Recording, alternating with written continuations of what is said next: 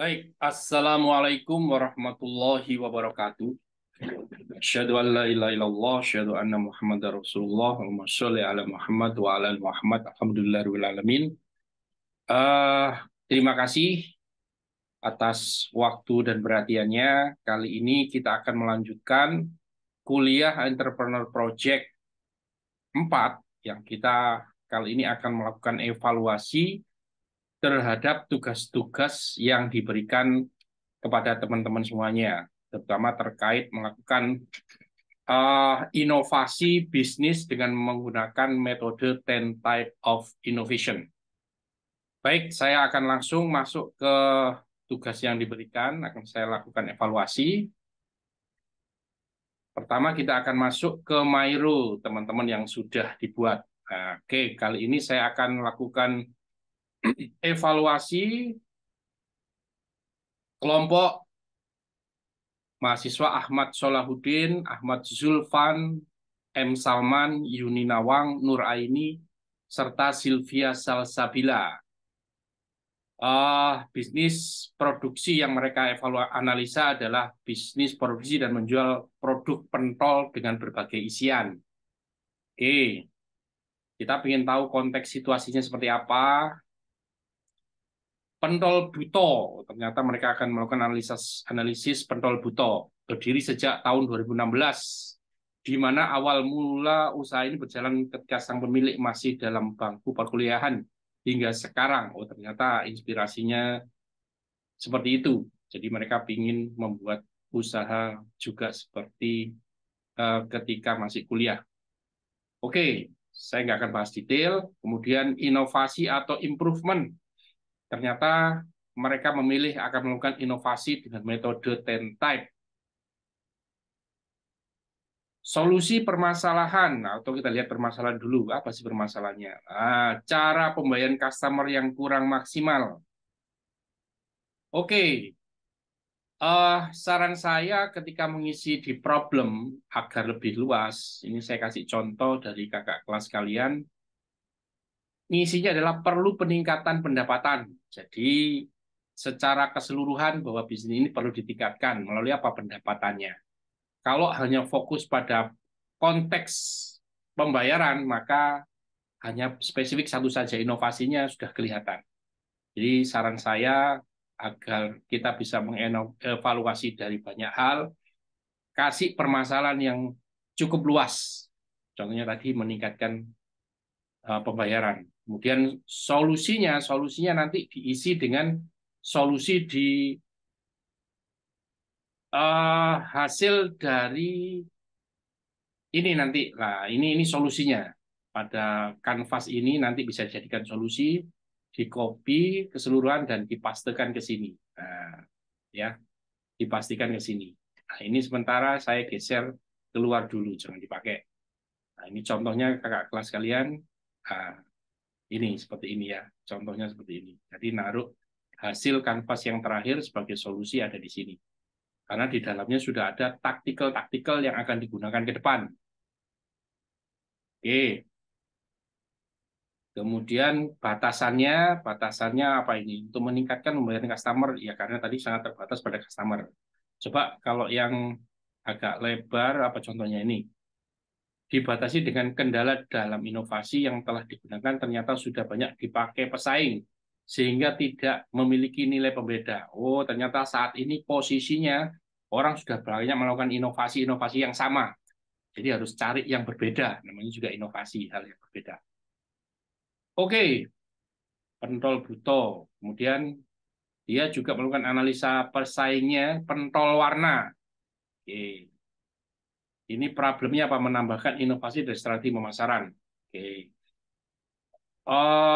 Ini sudah lebih bagus, lebih general, inovasi dan strategi pemasaran. Oke.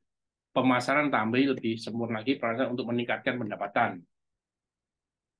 Untuk meningkatkan pendapatan. Nah, jadi nanti kita bisa melakukan analisa dari seluruh aspek inovasi, yaitu 10 tipe. Oke, kita masuk ke industri analisis. Industri analisis ini adalah Industrinya berarti penjualan pentol, industri pentol atau industri kuliner. Kekuatan dari 10 type of innovation, inovasi berdasarkan 10 tipe. Apa saja? Ada profit model, ada network atau jaringan, ada structure atau SDM-nya, ada prosesnya, kemudian ada produk performance-nya, ada produk system, ada service layanan, ada channel distribution, ada brand atau merek, kemudian ada customer engagement. Jadi ada 10 bahan analisa. Oke, saya akan evaluasi hasil network-nya. Network selama pentol butuh dibuka memiliki pelanggan mulai dari anak-anak hingga orang dewasa. Pentol butuh ini sangat digemari karena rasanya yang lezat, khas serta tekstur yang kenyal dan empuk. Ini masih kurang tepat karena bicara tentang network atau jaringan, tapi yang dibahas adalah customer segment. Apa contohnya yang bagus? Nih, saya kasih contoh. Misalkan ini industri analisis tentang benih ikan. Apa networknya? Kualitas produk merupakan kunci lain dalam meningkatkan loyalitas pelanggan. Meskipun harga yang cukup tinggi, kualitas produk lebih diutamakan oleh konsumen dalam pembelian. Supplier itu memiliki supplier yang tepat akan. Nah, ini dia networknya adalah di suppliernya. Jadi dia punya kerjasama dengan supplier. Ya, itu. Terus yang lebih penting lagi, teman-teman, kita harus tahu network itu apa saja isinya, profit model itu isinya apa. Silakan lihat di buku yang saya share, ya, buku tentang ini. Apa bukunya? Bentar, ya. Cerdas membangun usaha melalui metode 10 type of innovation. Ya, silakan dilihat di ini. Saya kasih contoh, misalkan 21 taktik inovasi model laba atau profit model. Jadi tipe inovasi yang pertama adalah profit model. Jadi silakan dilihat di bab 5. Profit model terdiri dari apa taktiknya? Ada premium misalkan. Apa itu premium? Harga dengan margin yang lebih tinggi daripada pesaing. Biasanya untuk produk, penawaran, pengalaman layanan, atau merek yang unggul. Jadi dia mainnya di harga premium. Apalagi strategi yang lain di profit model atau model apa? Kepemimpinan biaya atau cost leadership. Jadi kalau premium itu main harga mahal, kalau premium kepemimpinan biaya atau cost leadership itu main di harga yang rendah. Ya, ini adalah contohnya Walmart, silakan baca sendiri. Apalagi yang lain, Pak? Profit model, taktikalnya ada transaksi berkala. Apa itu? Memaksimalkan margin dengan mengejar volume tinggi. Transaksi skala besar ketika biaya unit relatif tetap. Pakai transaksi berskala. Boleh apa kecil untungnya, tapi skalanya mainnya besar, Pak. Oh, bagus. Jadi lihat bisnismu itu mainnya ada di mana. Ada transaksi mikro, ada kelangkaan yang dipaksakan, ada tipe langganan kayak Netflix. Itu ambil profitnya itu melalui langganan. Jadi orang langganan bulanan, bayar misalkan 100.000, boleh nonton sebanyak-banyaknya. Jadi tidak orang seperti dulu modelnya, kalau kita mau pinjam CD, itu hanya diperbolehkan 1 hari 1 misalkan, atau 1 CD harganya 5.000. Jadi kalau tipe langganan itu kita bayarnya selama 1 bulan dan kamu boleh nonton berapapun film yang ada. Ada model lagi keanggotaan. Menagih pembayaran berbasis waktu untuk mengizinkan akses ke lokasi penawaran dan layanan tidak dimiliki oleh non-anggota. Jadi kalau tidak anggota tidak boleh. Contohnya apa, Pak? Ya perpustakaan. Contohnya apa lagi? Banyak. Ada basis terpasang, ada switchboard penawaran 2 sisi, ada lelang, ada yang ditetapkan pengguna, ada freemium. Freemium apa? Kamu boleh pakai bebas, tetapi kalau kamu mau meningkatkan layanan, kamu harus bayar. Ya, banyak ya game-game online itu pakai freemium. Ada lagi harga fleksibel. Contohnya apa? Variasi harga untuk penawaran berdasarkan permintaan. Contohnya apa? Uber, Gojek, Gokar itu harga fleksibel. Kemudian ada harga mengambang, ada biaya, ya, ada banyak sekali lisensi. Ini contohnya juga ada, silakan dibaca. Jadi kuncinya orang bisa melakukan analisa 10 type of innovation adalah memahami satu persatu tipenya, dan di dalam tipe itu ada berapa taktik. Itu harus dipahami. Kalau Anda tidak mengerti, maka Anda akan kesulitan untuk menetapkan perusahaan yang analisa itu tipe profitnya itu seperti apa. Ya, jangan sampai salah ya. Karena saya di sini ya, ah, ada 10 tipe, ada profit model sampai customer engagement, dan masing-masing tipe itu memiliki taktik. Taktik ini sudah teruji di perusahaan-perusahaan besar dan berhasil. Oke, saya kembali lagi ke tugas teman-teman. Nah, network di sini yang dimaksud adalah kerjasamanya. Kalau yang dikerjakan ini pentol buto, ini masih belum tepat. Karena yang dibahas di sini masih rasanya. Harusnya ini berada di posisi produk. Ya, harus ada yang gini, produk performance ini. Coba kita baca produk performance-nya. Pentol buto diliris pada 18 Januari 2016. Pentol buto sendiri dapat dinilai dari beberapa aspek, seperti halnya rasa, kualitas bahan kemasan, daya tahan pelayanan, dan kepuasan. Ini keberagaman. Oke, untuk analisa di sini, karena judulnya adalah Industri Innovation Analysis, jadi tidak spesifik hanya pada satu usaha saja.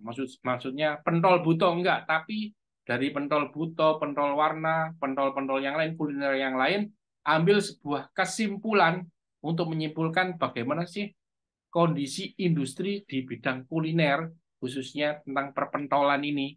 Jadi jangan spesifik ke salah satu brand. Jadi harus lebih besar. Contoh yang di sini ya, produk yang benar. Kualitas produk lobster yang tidak sehat merupakan faktor utama seorang pengusaha lobster kehilangan pelanggannya. Maka dari itu, penjagaan kualitas produk merupakan hal utama yang perlu dipastikan oleh setiap pengusaha lobster. Nah, produk performance-nya, isunya saat ini adalah ini. Apa terkait kualitas? Kenapa Pak? Ya karena kalau lobster kualitasnya jelek, begitu dibeli, dimasukkan ke tambak, mungkin 2 minggu bisa bertahan, tapi setelah itu kemudian mati. Itu akan mengecewakan pelanggan. Ya, nanti silakan diperbaiki ya produk performance. Produk sistem, kita cek dulu. Apa sih produk sistem? Lah, balik lagi kalau ingin tahu definisinya, buka di buku ini ya, buku yang saya berikan itu. Ini satu persatu sudah saya bahas, termasuk taktikalnya. Kalau Anda belum memahami ini, maka kesulitan nanti ketika mengerjakan. Ya, produk sistem, pentol butonya salah ya, karena jangan hanya satu usaha, satu brand tertentu, tapi harus secara umum. Mengalami peningkatan produksi dan penjualan produk dengan memperhatikan laju usaha dalam segi perencanaan usaha, produksi, pengemasan produk. Nah, ini oke, kalau ini oke. Jadi kalau misalkan kamu memasukkan kondisi industri analisis kuliner untuk khususnya pentol misalkan gitu. Itu sekarang dalam laju usahanya sudah mempertimbangkan perencanaan produksi, pengemasan, produk pemasaran, distribusi, penjualan, serta pelayanan penjualan. Nah, itu bagus kalau itu. Tapi jangan ada pentol butonya, tapi industri analisisnya. Ya, kemudian customer engagement juga ini masih ada pentol butonya uh, dihilangkan. Oke, ini apa ini? Pentol warna, oke, similar, pasti seperti itu juga. Oke, sekarang kita masuk ke analisis pesaing. Coba kita baca ya analisis pesaing di sini. Pentol buto menggunakan flexible pricing. Nah, benar nggak kira-kira flexible pricing? Tadi kan kita belajar dari ilmunya flexible pricing itu itu cocok untuk Uber, Gokar.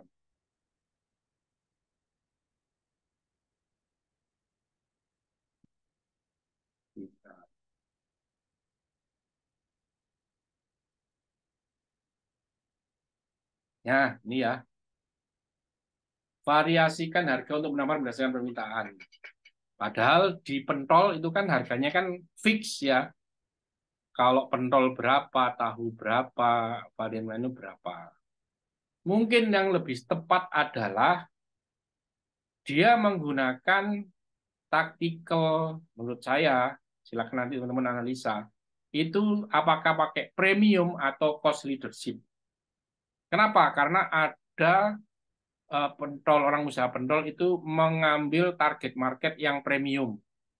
Contohnya mungkin saya bisa contohkan pentol darurat yang ada di mal-mal itu. Yang dia sasar adalah segmen pasarnya menengah ke atas. Sedangkan pentol-pentol yang di pinggir jalan, saya tidak tahu ini pentol buto termasuk yang mana. Yang di pinggir jalan maksud saya, itu dia ngambil segmen menengah ke bawah atau cost leadership. Nah, dari situ nanti silakan dievaluasi. Itu apa keunggulan dan kelebihannya ya. Ini masih belum tepat ya, bukan flexible pricing. Kita kasih contoh. Ini kakak kelasmu yang kemarin. Misalkan analisa Pak Yanto. Pak Yanto ini orang sesama pesaing dia jualan bibit lobster. Pak Yanto pakai medium price atau lebih ke cost leadership. Apa keunggulannya? Harga cukup terjangkau dengan kualitas menengah. Artinya kualitasnya tidak tinggi-tinggi amat, tapi kualitasnya menengah. Ada lagi Pak Bambang, dia pakai cost leadership. Apa keuntungannya? Harganya murah. Apa kerugiannya? Kualitasnya jelek. Jadi buat analisa seperti itu, dia pakai taktikal apa pada profit modelnya, kemudian apa keunggulannya, apa kelemahannya. Jadi kita bisa belajar dari taktik yang orang lain berikan. Kemudian Lobster GG sendiri ini adalah bisnis yang diamati. Dia menggunakan high price atau maksudnya nih cost leadership tapi pada nilai yang paling tinggi. Apa keunggulannya? Harganya lebih terjangkau dan kualitasnya bagus. Ini kehapus ya. Saya bantu tulis kualitas tinggi. Nah, ceritanya dia sudah menerapkan apa high price pada cost leadership. Seperti itu teman-teman. Jadi ini nanti silakan direvisi ya. Flexible pricing masih kurang tepat. Penelusuran juga kurang tepat. Yang kedua, collab network atau jaringan. Ayo kita lihat ada apa sih di dalam network itu. Nah, kita lihat lagi di sini. Model apa? Kita turun. Nah, network atau jaringan. Ada satu penggabungan atau akuisisi. Gabungkan dua entitas perusahaan atau lebih untuk mendapatkan akses ke kapabilitas dan aset. Jadi kalau kamu akuisisi artinya dua perusahaan dijadiin satu. Kemudian konsolidasi, ada taktik konsolidasi di networking. Apa itu? Akuisisi beberapa perusahaan di pasar yang sama atau pasar pelengkap. Konsolidasi, jadi ada perusahaan,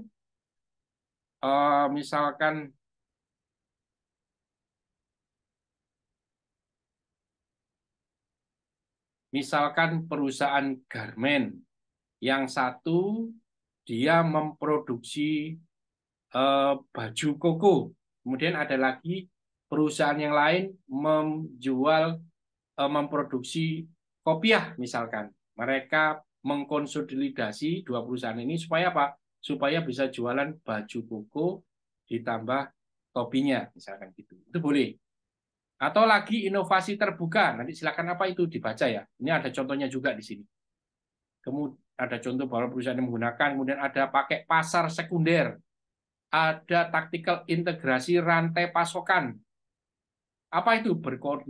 Mengkoordinasikan dan mengintegrasikan informasi atau proses di seluruh perusahaan atau fungsi rantai pasok. Misalkan perusahaan konveksi yang atau menjahit, dia mengintegrasikan dengan perusahaan kain, diambil perusahaan kain ini diajak bekerja sama, atau bisa bisa dibeli juga, supaya apa? Supaya aman ketersediaan bahannya dan lebih murah dapatnya. Jadi diintegrasikan dua perusahaan yang berada dalam rantai pasoknya. Apalagi kemitraan pelengkap. Nah, silakan ya, aliansi, ada lagi waralaba, kompetisi. Kompetisi ini menarik. Bergabunglah dengan seseorang yang biasanya menjadi pesaing Anda untuk mencapai tujuan bersama. Nah, kompetisi adalah sebuah taktik yang ada di network, bekerja sama dengan kompetitor Anda. Misalnya kan gini, sekarang ini banyak sekali bimbingan belajar yang saling bersaing untuk mendapatkan uh, murid supaya mereka bisa dibantu masuk ke kuliah negeri, ya, di universitas negeri. Nah, selama ini mereka saling berkompetisi, tapi suatu saat mereka menggunakan taktik kompetisi, bekerja sama semua para pemilik bimbingan belajar ini bikin sebuah event yang menarik banyak calon mahasiswa untuk datang ke event tersebut. Kalau mereka bikin event sendiri-sendiri maka biayanya besar. Tapi kalau bareng-bareng, mereka patungan bikin gedung yang besar, menghadirkan artis yang menarik, selebriti, sehingga banyak orang yang mahasiswa yang baru-baru tadi itu untuk datang untuk melihat ada event apa itu. Itu kompetisi. Ada kolaborasi, banyak sekali ya. Dan kolaborasi berarti ada di sini 10 taktik untuk network. Nah, kita lihat balik lagi ke sini, apa sih yang digunakan? Collaboration, bekerja sama. Kerjasama dengan siapa? Pentol butot, dengan tukang endorse, dengan kurir, dan nah, yang ingin saya sampaikan di sini adalah kalian di fase ini harus membuat dua penilaian. Yang pertama, apa yang menjadi kekuatan ketika dia menggunakan collaboration, dan apa kelemahan ketika pentol buto ini menggunakan collaboration. Ya, saya kasih contoh. Ini contohnya. Network ya, networknya Pak Yanto ini, dia kolaborasi dengan penjual bibit dengan harga dan kualitas medium. Apa keunggulannya? Modal tidak terlalu besar. Resikonya apa? Resiko cukup besar karena bibit sering mati. Ya, dia bekerja sama dengan uh, supplier bibit yang menjual dengan harga dan kualitas yang medium. Apa keunggulannya? Enaknya modalnya tidak terlalu besar Pak karena murah. Risikonya apa? Ini bibitnya sering mati. Terus yang lain, kolaborasi dengan penjual bibit yang harga murah dengan kualitas jelek, modal terjangkau, risiko bibit mati. Nah, ada lagi analisa lobster gigi, ini bisnis yang dia analisa ya. Kolaborasi dengan penjual bibit yang harga mahal dengan kualitas top. Apa keunggulannya? Risiko lebih kecil bibit mati. Kelemahannya apa? Perlu modal yang besar. Nah, kayak gitu ya. Jadi kita punya analisa dari berbagai macam perusahaan. Karena itu yang kita perlukan nantinya, kita jadi punya referensi. Oh, kolaborasi kalau digunakan oleh pentol buta, itu keunggulan ini, kelemahannya ini. Digunakan oleh pentol warna, keunggulannya ini, kelemahannya ini. Jadi ke depan kalau kita diminta untuk memberikan saran, kita sudah bisa memberikan saran karena kita punya referensi dari para pesaing kita. Oke, yang selanjutnya adalah structure. Structure ini berhubungan dengan bagaimana kita mengelola SDM. Oke, kita kembali lagi ke bukunya ya. Jadi teman-teman kembali lagi ke bukunya dibaca. Kalau tidak bisa baca, isinya nanti nggak akan bagus analisanya. Ada desain organisasi, ya, ada sistem insentif bagaimana kita memperlakukan karyawan. Oh, pakai bulanan Pak, dibayar bulanan. Oh enggak Pak, ada sistem insentifnya di samping bulanan. Ada lagi diintegrasikan dengan teknologi informasi. Apa itu Pak? Ya mulai dari absen pakai fingerprint, kemudian seluruh pekerjaannya itu menggunakan aplikasi sistem, data itu pakai apa, mandi.com atau apa, atau pakai Microsoft Project atau apa, atau pakai sekarang itu eh, apa ya, kalau di banyak perusahaan itu pakai pakai SaaS, ada ya, ada semua pekerjaan masuk ke dalam sistem, mulai dari penjualan, produksi, dan pemasaran semuanya by system. Ada pusat kompetensi, ada pengalih-dayaan atau outsourcing, ada universitas perusahaan, ada manajemen terdesentralisasi, ada manajemen pengetahuan, ada standarisasi aset. Nanti silakan dibaca. Kita lihat yang kalian kerjakan, Bang. Sepertinya belum baca ini. IT integration, pelanggan bisa membeli lewat offline maupun online. Ini kurang tepat. Kenapa? Karena struktur yang dimaksud adalah bagaimana kita mengelola sumber daya manusia kita di dalam perusahaan. Bukan hubungan kita dengan pelanggan, bukan. Ini kan dengan pelanggan, ya. Dan tidak ada apa keunggulannya dan apa kerugiannya juga. Ini juga demikian, ya. Kita ambil contohnya. Contoh structure. Ini contoh structure. Pak Yanto belum ada. Menurut pengalaman mereka, dia tidak melakukan pengolahan terhadap SDM dengan baik. Jadi tidak ada. Jadi kalau memang tidak ada taktikal, jangan dipaksakan, mereka sudah melakukan inovasi. Kalau tidak ada, bilang tidak ada. Kemudian Pak Bambang, menurut analisa mereka, Pak Bambang melakukan aset standarisasi. Apa keunggulannya? Mengurangi biaya tidak perlu. Kerugiannya menambah beban kerja analisis aset. Jadi dia sudah punya sistem aset standardization. Apa itu? Lihat di buku yang saya berikan itu ya. Ada lagi belum ada, lah, hanya satu yang bikin standarisasi. Ya. Terus kemudian proses coba proses, saya lihat proses automation. Apa ini? Pembayaran pembelian produk melalui aplikasi yang sudah tersedia, pengadaan pemasaran produk melalui media sosial. Proses automation, oke, ini masih kurang tepat juga. Silakan dilihat di proses automation, di proses, ya, inovasi proses. Ada standarisasi proses. Apa itu? Gunakan produk, proses, prosedur, dan kebijakan untuk mengurangi kerumitan. Maksudnya itu seperti misalkan banyak franchise-franchise yang sudah mempunyai SOP, Standard Operating Procedure. Jadi misalkan waralaba ayam goreng. Nah, ayam goreng ini misalkan mereknya ABC French Chicken misalkan. Dia sudah punya prosedur standar bagaimana menggoreng, bagaimana memasak, bagaimana melayani customer. Jadi semuanya berbasis standarisasi proses. Coba kita lihat kalau yang ini.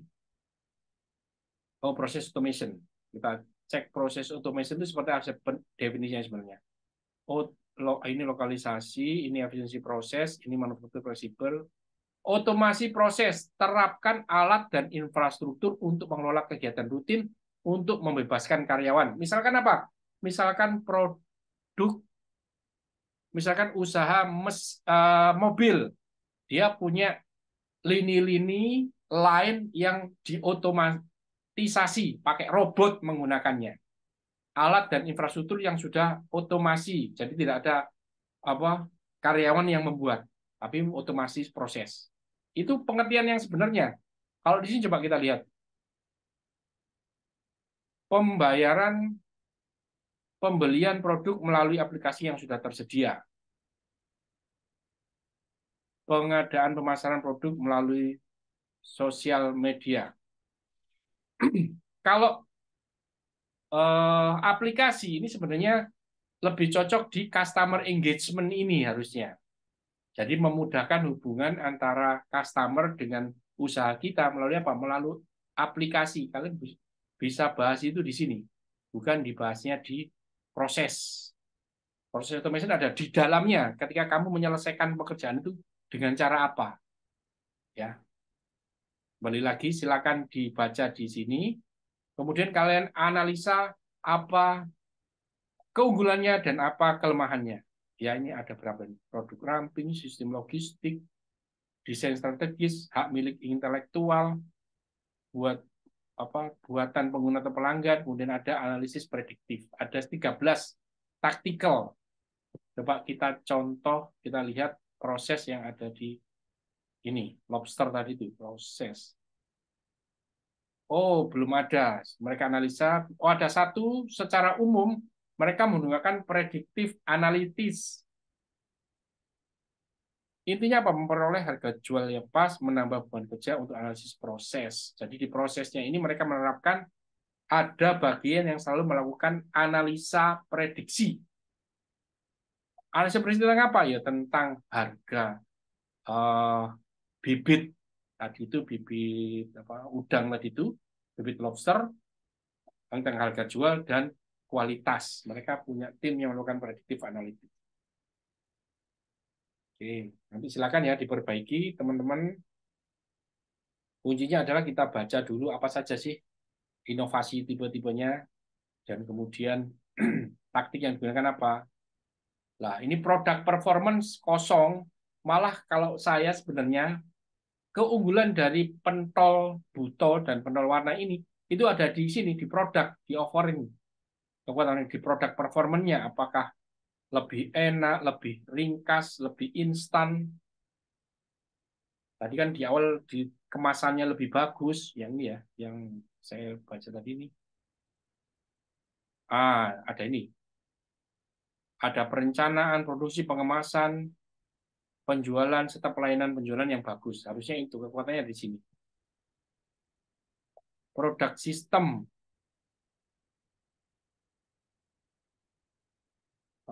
produk sistem, service platform, produk service platform.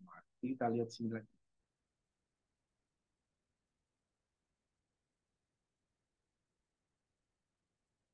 Nah,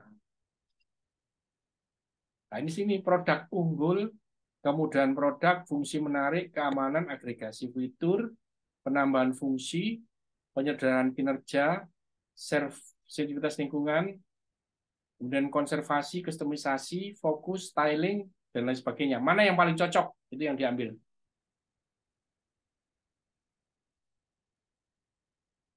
Oke, kita lihat produk sistem. Kalau yang lobster tadi, dia pakai apa? Nggak ada, belum ada. Ini yang ada apa ini? Produk bundling. Oh, di bundling. Dengan produk bundling, prosentasi pembelian meningkat, keuntungan secara tidak langsung berkurang. Jadi produk bundling artinya mereka menjual bibit lobster plus pakan di bundling. Yang bundling ini menyebabkan harganya lebih murah. Apa keuntungannya? Persentase pembelian meningkat. Jadi yang tadinya orang hanya beli lobster, bibit lobster saja, akhirnya plus nambah beli pakan. Kerugiannya apa? Keuntungan tidak bisa maksimal. Kenapa? Karena ada sedikit pengurangan harga supaya lebih menguntungkan untuk customer. Tidak apa-apa, lebih profitnya berkurang, tapi volumenya penjualan semakin meningkat. Dan itu keuntungan untuk pengusaha. Oke, saya lanjutkan ke service. Service, kita lihat service. Personalized service. Respon penjual sangat cepat dan sesuai dengan apa yang diinginkan konsumen. Coba kita lihat ke service ya. Service itu taktikalnya apa saja service. Sistem produk, tadi nggak diisi ya. Anda bisa baca di sini. Service atau layanan. Ada taktikal itu coba sebelum membeli. Nah, ini sebuah inovasi juga. taktik inovasi. Ada lagi menjamin kalau barang rusak 3 hari sampai 3 hari tidak bagus, kecewa balik ke toko, nanti diganti, misalkan itu. Program loyalitas memberikan keuntungan diskon pada pelanggan setia yang memiliki nilai tinggi. Ada nilai tambah, ada taktikal layanan pelengkap. Apa itu? Nanti silakan dibaca. Ada manajemen pengalaman total, ada layanan tambahan, ada layanan unggul, ada layanan yang dipersonalisasi. Kita baca ini apa ini. Gunakan informasi milik pelanggan untuk memberikan layanan yang terkalibrasi dengan sempurna. Apa contohnya? Harrods adalah departemen store Inggris yang berlokasi di London dan merupakan salah satu departemen di Eropa. Moto Harrods adalah omnibus ubik, semua hal untuk semua orang, di mana saja. Yang mana karbonasi mereka? Contohnya apa sih? Contohnya misalkan kita punya data customer, tanggal lahirnya berapa dan nomor teleponnya berapa. Kita bisa ngirimkan ucapan ulang tahun setiap kali pada tanggal itu, karena kita sudah punya datanya.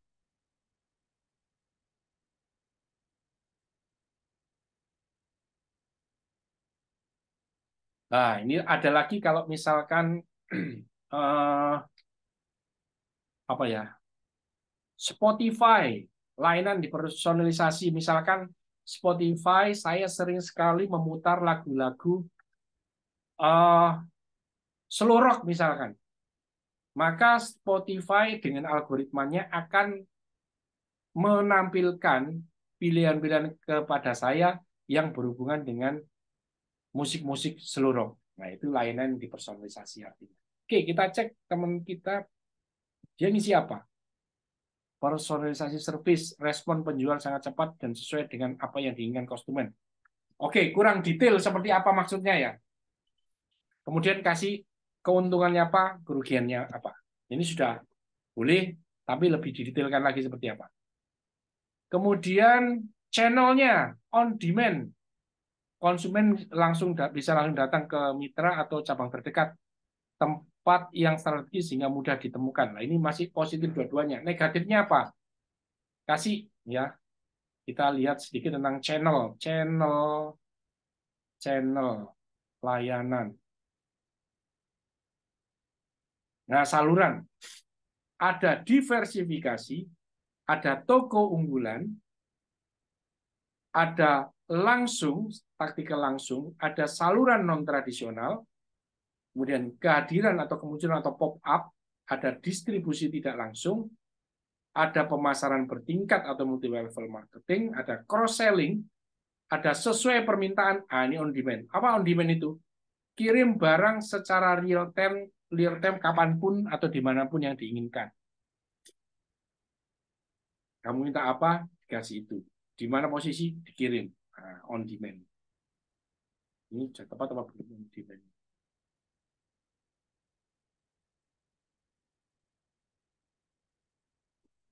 Oke, tinggal didetailkan lagi ya. Kita lihat contohnya channel di Lobster tadi apa? Contohnya Lobster. Ada yang pakai non-tradisional channel. Pakai apa? Pakai Facebook. Apa keunggulannya? Memperoleh pasar baru lebih mudah karena di Facebook banyak komunitas. Apa negatifnya? Menambah beban biaya karena harus gaji orang yang menghandle Facebook. Oke, apalagi non tradisional trainer pakai Facebook juga sama apalagi. Jadi rata-rata di bisnis ini menggunakan Facebook ya, tidak bertemu langsung. Oke, dijadikan masukan. Kemudian kita lanjutkan apa ini ke brand. Brand pakai brand extension. Tersedia berbagai macam varian yang banyak. Lah, ini bukan brand extension. Coba kita lihat apa itu brand extension. Kita lihat ya. Brand, merek, ada co-branding. Co-branding itu apa? Gabungan dua atau lebih merek untuk saling memperkuat atribut utama atau meningkatkan kredibilitas sebuah penawaran. Contohnya apa? Ini Intel itu prosesor yang sangat kuat. Kalau misalkan komputer desktop Hewlett Spark HP biasanya, di situ ada logo Intel Inside, maka akan menambah nilai jual komputer itu. Itu namanya co-branding. Ada lagi brand leverage. Apa itu? Dibaca silakan. Ada private label atau label pribadi. Ada lagi perluasan merek. Ada lagi apa? Merek komponen. Ada transparansi, ada penyelarasan nilai, ada sertifikasi. Tadi apa yang dipilih? Brand extension. Perluasan merek. Brand extension itu. Mana? Brand extension. Perluasan. Tawarkan produk atau layanan baru di bawah naungan merek yang sudah ada. Contohnya Walt Disney. Walt Disney dulu itu hanya karakter film, kartun. Tapi akhirnya Walt Disney tidak hanya di film kartun saja. Dia penjualan aksesoris. Bahkan dia bikin taman bermain Walt Disney ya. Ada di Amerika, ada di Singapura, ada di Jepang. Mereka membuat taman bermain. Kalau di kita itu kayak taman mini gitu.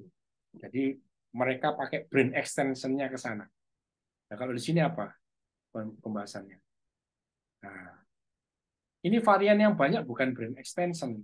Brand extension itu misalkan pentol buto tidak hanya jualan pentol, tapi jualan tas misalkan itu ada brand extension-nya. Ya, ini kurang tepat. Kita ambil contoh. Contohnya di sini apa? Brand pakai apa? Value alignment, penyelarasan nilai.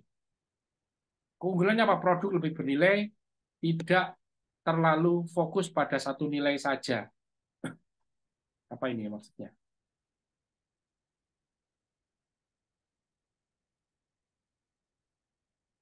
Oh gini, yang saya tahu dia tidak hanya perusahaan tidak hanya menjual eh, bibit lobster, tapi dia juga menjual pakan. Seperti itu. Oke. Yang terakhir adalah customer engagement. Oke. Customer engagement. Experience simplifikasi. Apa itu? Kita lihat ilmunya dulu. Customer experience. Oke. Atau keterlibatan pelanggan. Ada otomasi proses, ada pengalaman penyederhanaan. Nah, ini tadi kan simplifikasi proses ya. Apa itu? Kurangi kerumitan dan fokus memberikan pengalaman khusus dengan sangat baik. Apa contohnya? Min, situs web manajemen keuangan pribadi.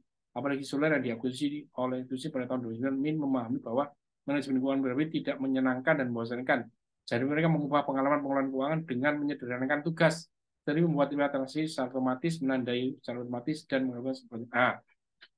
Penyederhanaan di sini karena pembukuan perusahaan itu sulit, maka dia membuat sebuah aplikasi, ini web based. Jadi orang tinggal masukkan transaksi hariannya, nanti otomatis keluar neraca, pembukuan, dan lain sebagainya.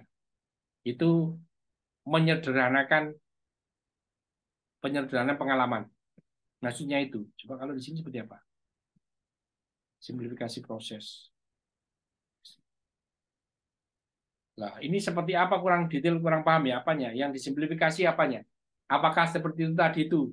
Jadi memudahkan orang order misalkan yang tadinya itu orang kalau beli pentol buto itu harus datang ke warungnya, tapi dengan experience valuation itu misalkan diikutkan GoFood, kemudian Shopee Food, orang jadi bisa ordernya dari rumah. Kalau itu boleh. Nanti ceritakan keunggulannya apa pakai itu, kerugiannya apa kalau pakai itu. Oke, kita berguru ke sini. Apa? Community and belonging. Oh, jadi dia menjaga ikut komunitas. Berpotensi dapat pelanggan yang baru secara luas. Kerugiannya apa? Menambah beban waktu dalam menjalin komunikasi dengan sesama anggota. Punya fan base gitu loh maksudnya ya. Kemudian apa lagi? grup Jubel Lobster Surabaya Facebook berpotensi dapat pangkal luas, menambah beban karena harus mengelola. Kalau tadi itu offline yang di atas community and belonging, kalau di sini adalah online. Apalagi grup beli lobster Facebook lah, udah. Nah, gitu ya teman-teman. Kenapa kok kita perlu melakukan analisa para pesaing kita supaya kita punya pengalaman, punya analisa mereka itu menggunakan taktik apa dan apakah berhasil atau tidak. Jadi di setiap tipe inovasi kita punya referensi dari para pesaing kita yang banyak. Tujuannya apa, Pak? Tujuannya adalah ketika kita mau membuat pengembangan inovasi kita, kita sudah tahu mana nih yang berhasil, mana nih yang belum. Mana dari taktik-taktik itu yang sudah digunakan dan mana dari taktik-taktik itu yang belum digunakan. Oke, setelah kita punya analisa taktik ini, kita masuk ke form ini. Nah, mana yang taktik yang sudah kita gunakan? 1, 2, 3, 4 ya. Ini nanti tolong diperbaiki ya karena isinya masih belum benar ya. Pemilihannya juga. Andaikan ini sudah benar, misalkan ini sudah benar. Atau saya ambil contoh yang sudah benar aja. Bentar.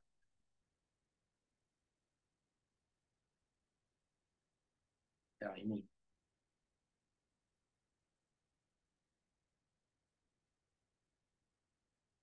Industri analisis itu masukkan yang ini tadi. Ya.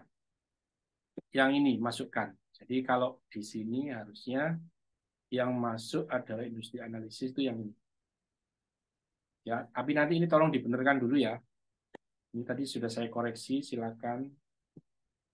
Misalkan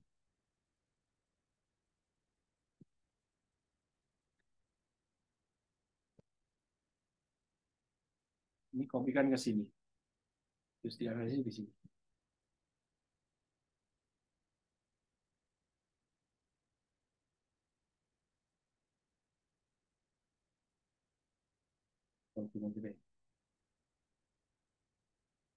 Ini saya capture aja.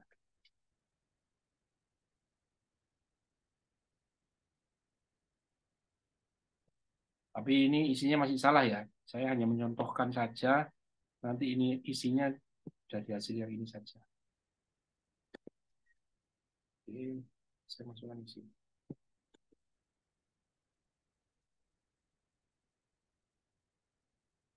Good. Nice.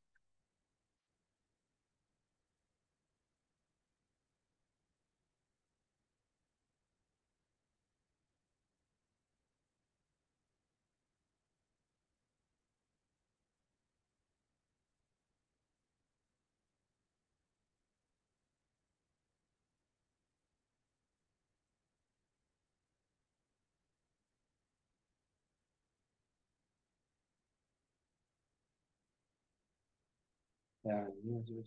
Kayak gini ya teman-teman ya. Nanti silakan diperbaiki baru di capture. Oke. Kemudian taktik existing. Ada 1, 2, 3, 4.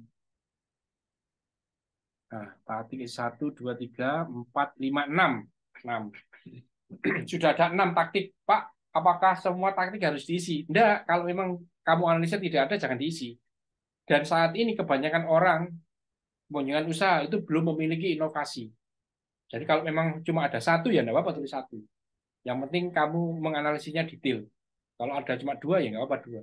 Kalau ada 4, ya nggak apa-apa. Kalau memang sesungguhnya seperti itu. Di kolom ini adalah taktik existing. Di kolom yang kanan ini adalah konfigurasi baru, tunjukkan yang existing dan yang baru. Jadi contohnya seperti ini. Nah, kalau ini existingnya dari 10 itu dia pakai 1, 2, 3, 4, 5. 5 taktik. 5 inovasi dengan 5 taktik. Terus yang ke depan dari 5 itu tujuan kayak gini. Mana yang ditambah dan mana yang diganti. Awalnya kan ada 1, 2, 3, 4, 5. Kemudian cost leadership tetap tetap simbolnya seperti ini, garis lurus. Kolaborasi juga sama, tetap ke depan pakai kolaborasi. Kemudian yang ketiga, kolom keempat itu apa? Kolom keempat. Kolom keempat itu satu, dua, empat, proses. Proses itu ada penambahan yang tadinya tidak ada taktik, ditambahi proses efisiensi. Kemudian kolom yang kelima, berapa ini? Satu, dua, tiga, empat, lima. Satu, dua, tiga, empat, lima. Lima, product performance. Itu yang awalnya superior product, tetap superior product. Jadi tidak ada perubahan. Kemudian produk sistem yang tadinya nggak ada penambahan menjadi complements. Kemudian di service yang tadinya tidak ada tactical, ada penambahan loyalty program. Kemudian di channel yang tadinya itu non-tradisional, dirubah sama dia diganti menjadi cross-selling. Kemudian pada brand yang tadinya tidak ada tacticalnya, sekarang juga tidak ada. Kemudian di customer engagement yang tadinya ada community and belonging, dirubah sama dia menjadi mastery. Apa mastery? Lihat nanti di buku yang saya berikan itu ya. Jadi harus tunjukkan mana yang awal, kemudian mana ada perubahan. Ya, jangan hanya satu seperti ini, tapi ada awalnya mana berubah seperti apa. Mana yang nambah dan mana yang berkurang atau mana yang berubah. Ya, mana yang tetap ditunjukkan dengan garis panah. Kalau ada penambahan dengan plus, kalau ada perubahan dengan tanda perubahan seperti ini. Akhirnya yang bawah taruh ke new tactical. Nah, ini pindahkan ke sini nih. Yang paling bawah dot dan perubahannya. Tulis di sini. Ya. Yang awalnya cuma berapa tadi itu kemarin? 1, 2, 3, 4, 5 sekarang menjadi 1, 2, 3, 4, 5, 6, 7. Dan karena 7 di atas 5 inovasi, namanya game plan-nya change the game. Oke, paham ya sampai sini? Terus kemudian lanjutannya, dari yang baru tadi itu didefinisikan satu persatu di sini. Apa itu perubahannya?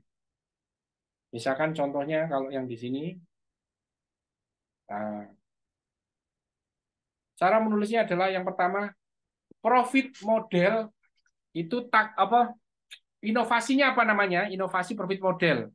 Taktiknya apa? Cost leadership. Di sini tunjukkan apa cost leadership itu maksudnya. Pertahankan biaya variabel tetap rendah dan jual dengan volume tinggi dengan harga rendah. Kemudian spesifik yang kamu lakukan terkait profit model dan cost leadership itu apa? Nah ini contohnya. Menjual produk dengan harga di bawah pasar. Jika harga di pasaran dengan kualitas sama, dijual 150.000, maka Lobster Gigi menjual dengan harga 100.000. Tujuan penggunaan taktikal adalah untuk meningkatkan jumlah pelanggan di Lobster Gigi dengan penjualan harga terjangkau. Nah, ya. Jadi setiap taktik itu dijelaskan satu apa tipe inovasinya, yang kedua taktiknya itu apa, yang ketiga taktik itu definisinya apa, yang keempat jelaskan taktik itu implementasinya di usahamu seperti apa. Ya, contohnya ini inovasi network. Taktik yang digunakan adalah competition. Apa itu competition? Bergabunglah dengan seseorang yang biasanya menjadi pesaing Anda untuk mencapai tujuan yang bersama. Apa taktik realnya? Bekerjasama dengan Pak Gus untuk membeli bibit dalam jumlah besar sehingga harga jual akan menjadi murah. Tujuannya penggunaan taktik ini untuk memperoleh harga bibit terjangkau dengan bekerjasama dengan membeli dalam jumlah besar dengan kompetitornya. Nah, paham ya? Kalau tadi itu ada berapa? 1, 2, 3, 4, 5, 6, 7, 8. Kasih warna yang berbeda-beda sesuai dengan kotaan-kotaannya. Ada merah, kuning, ada biru, merah, dan kuning. Dari mana kotak-kotaan ini? Dari sini. Nah, ini kan konfigurasi kan pakai biru. Ada 4 tipe inovasi pakai biru, ada offering pakai kuning, dan ada experience, ada pakai merah. Jadi buat yang bagus seperti ini. Ya, nah, ini contohnya. Ini saya sudah kasih contoh di Miro kelompok berapa ini? Kelompok 2 kalau nggak salah. Jadi silakan teman-teman nanti mengakses Nirunya Kelompok 2 dan lihat contoh-contohnya ada. Oke, menurut saya itu cukup.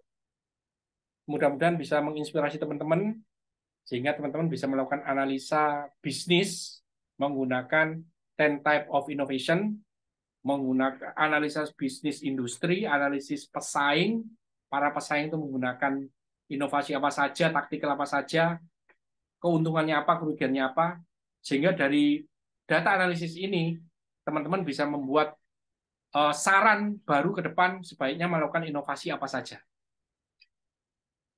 Ya, mungkin itu.